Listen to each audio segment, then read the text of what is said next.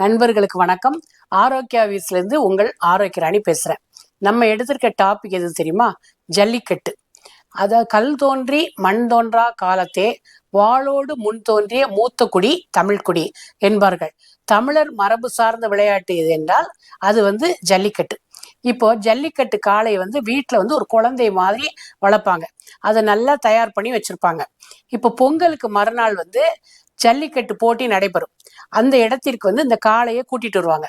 இப்போ அலங்காநல்லூர், அவனியாபுரம், பாலமேடு போன்ற இடங்கள் எல்லாம் ஜல்லிக்கட்டு போட்டி வெகு விமர்சையாக நடத்தப்படுகிறது. இப்போ ஜல்லிக்கட்டு காளையை யார் அடக்குகிறார்களோ அவர்களுக்கு பரிசு தொகை என்று சொல்வார்கள்.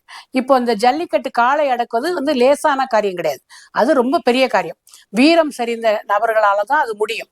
அந்த காளை அடக்குகிற வாலிபருக்கு பரிசுகள் கொடுப்பார்கள். 50,000 முதல் 1,00,000 ரூபாய் வரை பரிசு தொகை, தங்க நாணயங்கள், கார் கூட பரிசாக கொடுப்பார்கள். ஒருவேளை அந்த காளையை அடக்க முடியவில்லை என்றால் அந்த காளையினுடைய உரிமையாளருக்கு பரிசு தொகை போய் சேரும். இப்படிப்பட்ட ஒரு வீரம் செறிந்த விளையாட்டு இந்த ஜல்லிக்கட்டு போட்டி. இது 1980ஆம் ஆண்டு அமெரிக்காவில் பீட்டா அப்படின்னு ஒரு அமைப்பு, விலங்குகள் பாதுகாப்பு அமைப்பு அப்படின்னு சொன்னாங்க. அவங்க என்ன சொன்னாங்கன்னா, இந்த ஜல்லிக்கட்டு போட்டி தடை செய்ய வேண்டும்.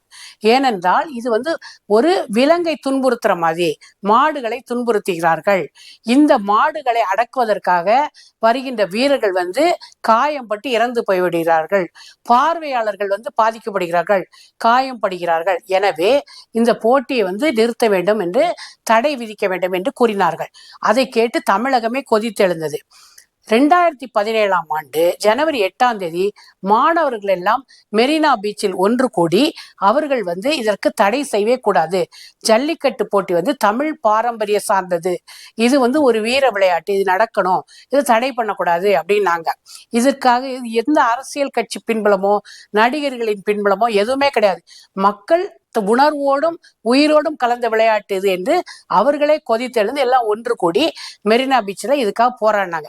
இறுதியில் மாணவர்களுக்கு வெற்றி கிடைத்தது. இப்போ இந்த போட்டி இப்ப சாதாரணமா இப்ப வாள் சண்டை நடக்குது, குத்து சண்டை நடக்குது, இந்த போட்டிகள்லாம் நடக்குது. அதே மாதிரி ஜல்லிக்கட்டு போட்டி என்பது ஒரு வீரம் செறிந்த போட்டி, அவ்வளவுதான். இப்ப வீரர்கள் தங்களுடைய பெருமைக்காக காளைகளை அடக்குகிறார்களே தவிர அவர்கள் வீட்டுக்கு சென்ற பின்பு அதை ஒரு குழந்தையை போல பார்த்து கொள்வார்கள். எனவே இந்த வீரம் செறிந்த விளையாட்டு ஒவ்வொரு வருடமும் விமர்சையாக நடக்க வேண்டும், தமிழ் பாரம்பரியம் காக்கப்பட வேண்டும் என்பதே என்னுடைய கருத்து. எனவே இந்த விழா எப்பொழுதும் போல சந்தோஷமாகவும் இனிமையாகவும் வருடா வருடம் இதை கொண்டாட வேண்டும் என்று கூறிக்கொண்டு விடைபெறுகிறேன். நன்றி, வணக்கம்.